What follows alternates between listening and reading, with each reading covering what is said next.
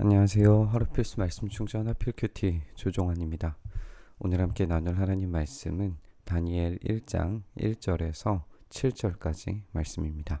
유다의 여호야김 왕이 왕위에 오른 지 3년이 되는 해에 바빌로니아의 느부갓네살 왕이 예루살렘으로 쳐들어와서 성을 포위하게 됩니다.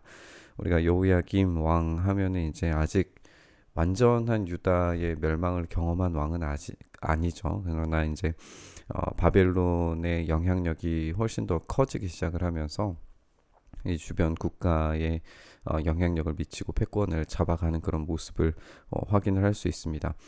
약간의 이제 연대기적 차이가 있을 수 있는데 그것은 어떤 방식으로 이 시작 연대를 잡느냐에 따라서의 차이가 있을 수 있기 때문에 문화적인 차이로 이해하고 넘어가면 될 것 같습니다.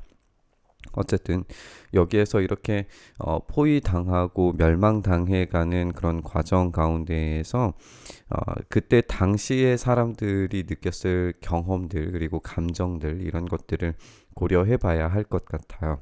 우선은 정복자들의 입장에서는 자신들의 신이 이겼다 그렇게 생각을 했겠죠. 자신들의 신이 이겼기 때문에 지금 이스라엘이 멸망하고 있는 가운데에서 하나님께서 패배했다라고 그렇게 생각을 하기 쉬웠을 겁니다. 그런데 오늘 이 본문 가운데에서는 하나님께서 패배하셨거나 아니면은 하나님께서 계시지 않아서 주무셔서 뭐 이런 일 때문에 유다가 지금 패배한 것이 아니라 주님께서 유다의 여호야김 왕과 하나님의 성전 기물 가운데서 일부를 느부갓네살의 손에 넘겨주셨다라고 이야기를 하고 있습니다. 그러니까 지금 이 멸망은 하나님께서 넘겨주셨다. 이게 이제 핵심적인 이야기가 될 거예요. 하나님께서 넘겨주셨기 때문에 여전히 바벨론 땅으로 가고 있지만 포로가 되고 있지만 거기에서도 여전히 왕이 누구신가에 대해서 고백하는 것이 매우 중요한 일이 될 겁니다. 다니엘의 이야기는 누가 왕이 되는가에 대한 이야기로 읽게 될 겁니다. 그렇게 생각했을 때 여기에 유다의 여호야김 왕도 바벨론의 느부갓네살 왕도 참된 왕이 아닙니다. 이 모든 것을 이루시고 계시고 이 모든 일 가운데 가장 원동력이 되셔서 역사하고 계시는 분은 여호와 하나님 한 분뿐이시라는 걸 우리가 여기에서 발견을 해야 합니다. 그는 그것들을 바벨로니아 땅 자기가 섬기는 신의 신전으로 가지고 가서 그 신의 보물창고에 넣어두었다라고 이렇게 이야기하고 있어요. 이제 우리 성경에서는 바벨로니아라고 그렇게 바로 번역을 했지만 히브리어에서는 이제 시날 땅으로라고 그렇게 되어져 있습니다. 이 시날 땅이라고 하는 것은 창세기에서 보면 이 시날 땅에 바벨탑이 세워졌어요. 그러니까 이 바벨탑은 하나님께 반역한 이 성이고 하나님의 위치에까지 높아지려고 했던 그 탑입니다. 그러니까 여기에서 신할 땅이라고 히브리어에서 그렇게 지적을 했던 것은 물론 지리적으로는 바빌로니아 땅이 맞지만 의미적으로는 창세기에 있었던 그 바벨탑을 생각나게 하면서 이 바벨 스스로 높아지는 자들의 땅에서 또다시 바벨로니아가 세워졌고 그들이 하나님의 자리를 찬탈하려고 있다. 그 왕의 지위와 업적을 바벨로니아 왕 느부갓네살 왕이 지금 차지하려고 하고 있다라고 하는 이야기를 들려주는 것 같습니다. 그때의 왕은 아스부나스 환관장에게 명령을 해서 이스라엘 백성 특히 왕과 귀족의 자손 가운데에서 몸에 흠이 없고 용모가 잘생기고 모든 일을 지혜롭게 처리할 수 있고 지식이 있고 통찰력이 있고 왕궁에서 왕을 모실 만한 능력이 있는 소년들을 데려오게 해서 그들에게 바벨로니아의 언어와 문학을 가르치게 했다라고 되어져 있어요. 언어와 문학이라고 하는 표현에서도 우리가 앞에 시날이라고 하는 것이 이제 바벨탑 사건을 떠올리게 했다면 여기서도 언어와 문학이라고 하는 어떤 글과 그 통치 체제를 배운다는 것 자체가 그것을 통일시켜서 언어를 통일시켜서 어떻게 하면 왕의 권위가 하나님의 권위까지 높아질 수 있게 만들 것인가 하는 그런 방식의 것을 떠올리게 하는 것도 생각을 해볼 수 있습니다. 그리고 우리가 이제 살펴볼 수 있는 것도 다니엘이 이 귀족의 자손 가운데 한 사람이었다는 것도 이제 배경적인 지식으로 우리가 한번 알아볼 수 있겠죠.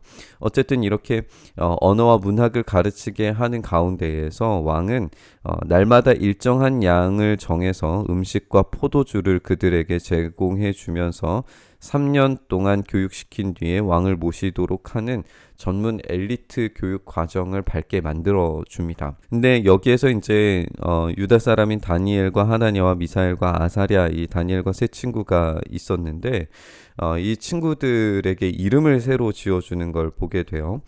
다니엘은 벨드사살이라고 하고, 하나냐는 사드락이라고 하고, 미사엘은 메삭, 아사랴는 아벳느고라고 이렇게 합니다.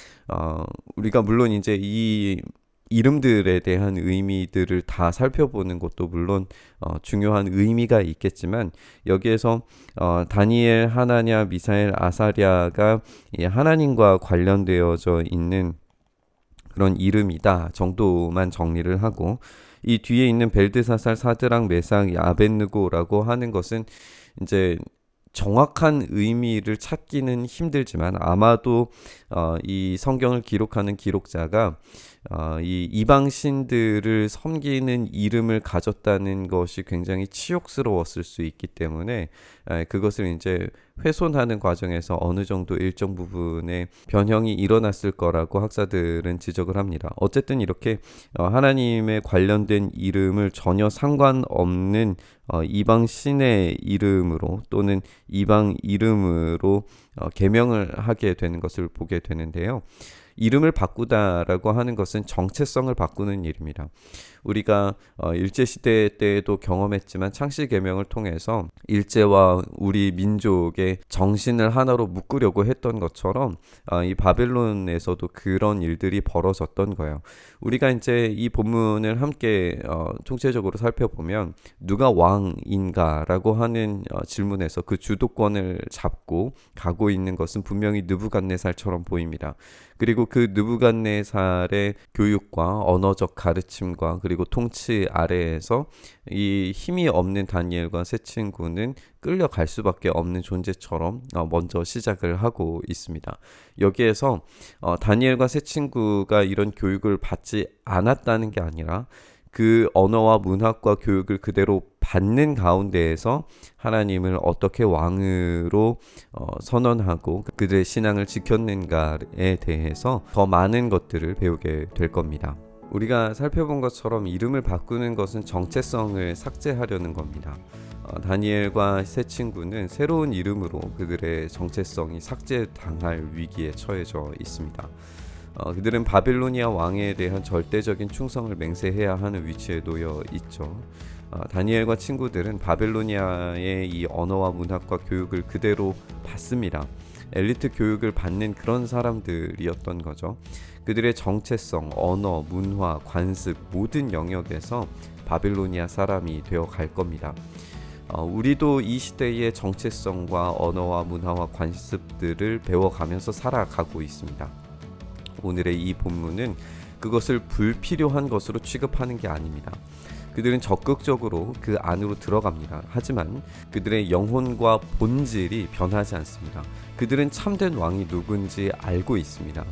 그들은 계속해서 왕을 느부갓네살로 고백하라고 요구당하지만 그들의 죽음을 맞바꿔서라도 자신들의 참된 왕이 하나님 한 분뿐이심을 고백하는 인생을 살아가게 될 겁니다. 그들은 바벨론 깊숙이 들어가서 하나님께서 유일한 왕 되심을 고백하면서 살아갈 겁니다. 그들의 탁월한 능력과 그들의 탁월한 지혜로 말미암아서 그들이 비록 바벨론 안에서 살아가지만 그 안에서 하나님의 통치 가운데 살아가게 될 겁니다. 그리고 오늘 이 본문은 이 모든 일들이 하나님의 허락하에 이루어지고 있다라고 이야기하고 있습니다. 하나님의 능력이 없으셔서가 아니라 하나님께서 패배하셔서가 아니라 넘겨주셨기 때문에 가능한 일입니다. 오늘 본문 묵상하면서 하나님께서 우리를 이 시대, 이 상황, 지금 환경에 넘겨주셨다면 우리는 이 상황 깊숙이에서 배우고 적용해야 할 것들이 있는 줄 생각하고 그렇게 살아가야 될 줄 믿습니다. 그러나 그것이 아무리 우리의 정체성과 언어와 삶을 바꾸어 놓으려고 하더라도 그리스도인이라고 하는 이 본질이 변화될 수 없도록 해야 하겠습니다. 이 정결함을 위한 확고한 결단이 이 시대에 필요한 우리의 모습인 것 같습니다. 말씀 묵상하면서 이 정결한 삶으로 살아갈 수 있게 해달라고 고백하며 그렇게 나아갔으면 좋겠습니다.